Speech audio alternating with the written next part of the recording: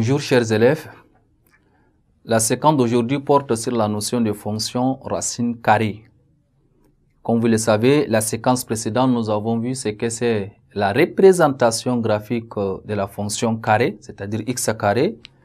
Aujourd'hui, on va voir la fonction racine carrée. Donc, chers élèves, l'objectif même de cette séquence, c'est d'étudier et représenter graphiquement la fonction racine carrée, comme on a fait sur la séquence précédente. On a tracé la courbe de la fonction x carré. Aujourd'hui, on va étudier et représenter graphiquement la fonction racine carrée.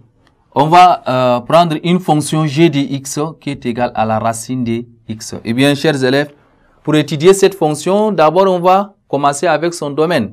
Cette fonction existe si et seulement si le x là soit strictement supérieur ou égal à 0. Ça veut dire que le domaine, c'est de 0 fermé, n'est-ce pas, à plus infini. Ça, c'est le domaine de définition. Maintenant, si vous voulez le sens de variation, chers élèves, on prend deux valeurs sur cet intervalle de 0 à plus infini, et que si le point, par exemple, plutôt le nombre réel x est inférieur à y, eh bien, la racine de x reste toujours inférieure à la racine de y. Dans ce cas, on dit que la fonction carrée, racine plutôt carrée, est strictement croissante. Hein? G, ou bien racine carrée, comme on a déjà nommé G, est strictement, n'est-ce pas, croissante sur l'intervalle de 0 à plus infini. Et nous allons appuyer, n'est-ce pas, le sens de variation par un tableau de variation. Hein? De 0 à plus infini, la fonction racine carrée, si vous voulez, racine carrée est comment? Est strictement croissante. Donc, si vous prenez, disons, un 4 ou bien 16 comme ça, et vous voulez calculer son image égale à 4. Et si ça, racine de 0, c'est 0. Donc, de 0, on croit vers quoi? Vers plus infini. On a vers 4 et de 4, on croit vers plus infini. On peut dire que la fonction racine carrée admet ce qu'on appelle en 0, un minimum égal à 0.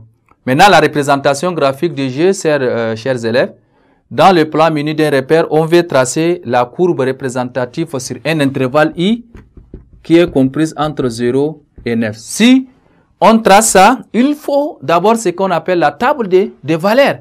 Nous allons prendre une table de valeurs, les valeurs de x, valeurs de racine, ça c'est racine de x, et je vais très rapidement prendre 0, 1, 4 et 9, et je calcule leur image. L'image de 0 c'est 0, l'image de racine de 1 c'est 1, racine de 4 c'est 2, et racine de 9 c'est 3, n'est-ce pas? Maintenant, si vous voulez représenter cette courbe-là, on va d'abord, dans un premier temps, tracer, si vous voulez, le repère orthonormé, OJ. Et si vous avez déjà tracé, on va essayer de graduer aussi le repère. Et nous avons, n'est-ce pas, les points. Comme ça, on peut représenter ça. Et ici, vous avez quoi? Vous avez le 1, le 2, le 3. Donc, si vous voulez placer ces points, qu'est-ce que vous allez dire?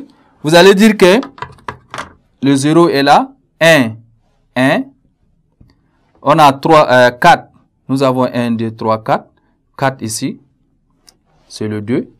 Et là, à base de ces deux points, puisque vous avez le 9 qui est quelque part, vous pouvez, n'est-ce pas, joindre le point là.